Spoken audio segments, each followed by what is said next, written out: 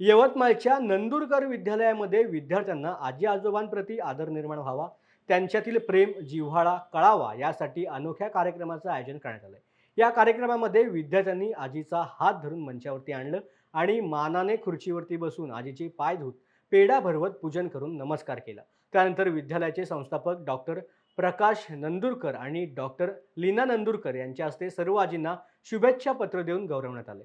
संस्थेच्या अध्यक्षांच्या मातोश्री स्वर्गीय विमलताई नंदुरकर यांच्या पुण्यतिथीनिमित्त हा आगळा वेगळा उपक्रम आयोजित करण्यात आला होता. 2006 मध्ये आमच्या मातोश्री विमलताई नंदुरकर यांचं निधन झालं आणि 2007 पासून मग आम्ही त्यांच्या स्मृतिप्रित्यर्थ हा आजींचा सत्कार सोहळा सुरू केला.